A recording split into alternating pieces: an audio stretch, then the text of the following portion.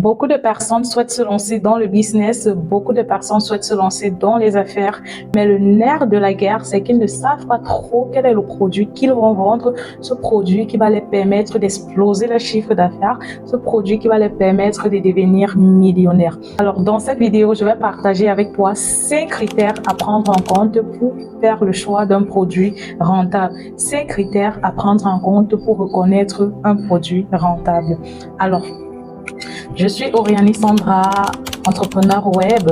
Mon objectif, c'est de partager avec toi des connaissances qui peuvent apporter une plus-value à ton quotidien. Alors, si c'est la première fois que tu arrives sur cette chaîne, n'hésite pas de liker, de t'abonner et de partager cette vidéo avec d'autres personnes. 5 critères que tu dois absolument prendre en compte pour reconnaître un produit rentable. Le premier critère que tu dois absolument prendre en compte avant de choisir un produit, c'est le prix de ce produit. Le prix, c'est un facteur hyper important. Lorsque tu veux aller avec un produit, lorsque tu veux mettre un produit sur le marché, tu dois savoir exactement à quel prix tu dois l'acheter et à quel prix tu dois le revendre. Maintenant, lorsque tu sais à quel prix tu dois l'acheter et à quel prix tu dois le revendre, est-ce que après avoir déduit toutes les charges liées au produit, tu as un bénéfice satisfaisant vis-à-vis de ce produit? C'est un critère hyper important à voir. Beaucoup de gens se lancent simplement dans la vente de produits simplement parce qu'ils ont vu le produit était beau, le produit en fait était attirant, sans pour autant comprendre en fait combien est-ce que les personnes l'achètent, quel est le prix d'achat, quel est le prix de revente, quelles sont les charges liées à ce produit et même quels sont les bénéfices. C'est très important de faire en fait ce calcul-là avant de se permettre de se lancer avec un produit. Parce que lorsque tu commets l'erreur de partir avec un produit que tu ne maîtrises pas, un produit que tu aimes, un produit qui t'attire sans pour autant comprendre ton marché vis-à-vis de ce produit, tu te butes carrément et il y a de fortes chances que tu perdes tout ton capital. Le deuxième critère que tu dois prendre en compte avant de choisir un produit à vendre, c'est la demande de ce produit. Parce que lorsque tu vas avec un produit sur le marché, tu dois t'assurer qu'en fait c'est un produit qui est demandé quotidiennement, qui s'écoule par exemple tel nombre par jour et qui peut s'écouler sur tel nombre de durées. Donc en quelque sorte, lorsque tu veux mettre un produit sur le marché, tu dois essayer de regarder dans ton environnement, de regarder en fait les personnes qui vendent ce produit ou même des personnes qui consomment ces produits pour voir à quelle fréquence ils vendent le produit, à quelle fréquence ce produit est consommé. Et sur cette base, tu vas faire ton calcul en te disant voilà, si je prends par exemple 500 pièces de ce produit et que j'écoule chaque jour par exemple 10 produits, au bout par exemple de 50 jours, j'aurai écoulé tout mon stock. Donc c'est ce calcul-là que tu dois faire. Est-ce que ton produit est demandé? À quelle fréquence ton produit s'écoule sur le marché?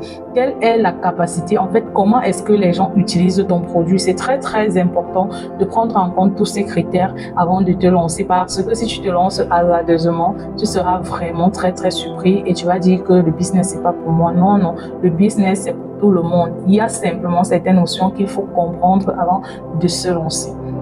La troisième chose que tu dois prendre en compte et de façon minutieuse avant de partir avec un produit, c'est la facilité d'entrer dans le marché. Il y a des produits qui sont tous reconnus comme étant vendus par des grandes marques. Alors si tu viens toi aussi vendre ces produits-là, on ne va pas tout simplement te regarder parce que tu n'as pas la notoriété pour vendre ce produit. Tu n'es pas qualifié à vendre ce produit. C'est tous ces critères qu'il faut regarder. Il faut partir avec un produit qui a justement une facilité d'entrer dans le marché. Un produit que tu sais que si j'arrive sur le marché par exemple et que je veux le vendre en ligne sur Facebook, si mon meilleur concurrent vend par exemple 20 produits par jour et je vais pouvoir moi aussi, comme je suis débutant, vendre peut-être 5 ou 10 produits par jour. Donc c'est sur cette base vraiment qu'il faut aller avant de chercher un bon produit, un produit rentable. C'est hyper important de comprendre cela, sinon vraiment tu vas te buter et finalement tu vas te retrouver avec un stock que tu ne parviens pas à écouler. Le quatrième critère que tu dois prendre en compte, c'est le potentiel de différenciation. Le potentiel de différenciation, c'est tout simplement la possibilité d'apporter une plus-value à ton produit, qu'elle soit simplement physique, visuelle ou même qu'elle soit simplement au niveau des accessoires. Alors, lorsque tu veux te permettre de te lancer avec un produit pose-toi toujours la question de savoir est-ce que par exemple si j'apporte ce produit avec par exemple un accessoire, ça va pas par exemple me donner la possibilité de vendre plus parce que je vais me différencier de façon marquante justement de la concurrence. Et les gens verront qu'en achetant mon produit, ils auront la possibilité d'avoir un accessoire en plus, ils auront la possibilité d'avoir par exemple un autre petit produit en plus qui sera complémentaire du produit principal. C'est important de se différencier, oui, surtout lorsque tu veux vendre des produits en quantité. Lorsque tu veux vraiment écouler des grands stocks, c'est important de se différencier. Même si par exemple, si tu commandes en Chine, c'est très bien parce que là, tu verras directement avec ton fournisseur comment te différencier de la concurrence. Par contre, si tu achètes dans les marchés locaux, ce n'est pas grave. Dans les marchés chinois de ton pays, tu as la possibilité de trouver des produits et des accessoires avec lesquels tu peux faire des bundles justement pour te différencier de la concurrence. Ce n'est pas obligatoire. Là, c'est vraiment en fonction de tes moyens. Tu peux vraiment aller avec un produit qui répond à d'autres critères et pas à d'autres. Tout dépend vraiment de toi et des personnes, de la cible qui correspond à ce produit-là. Alors, le dernier critère, qui est le critère le plus important, justement, c'est le bénéfice. Le bénéfice, c'est quelque chose de très sensible parce que tout ça, le but de tout ça, c'est d'avoir le bénéfice et de gagner en fait. Si tu vas au marché, tu achètes des produits et que tu revends sans bénéfice, ce sera simplement comme si tu es en train de perdre ton temps, tu es en train de tourner en rond en fait. Donc, avant de partir avec un produit, tu dois calculer ton bénéfice, que ce soit dans le pire des cas ou même dans le meilleur des cas. Et tu dois t'assurer que dans le pire des cas, tu as un certain bénéfice qui pourra par exemple couvrir tes charges et te permettre de réinvestir facilement. C'est très important de prendre en compte ce critère.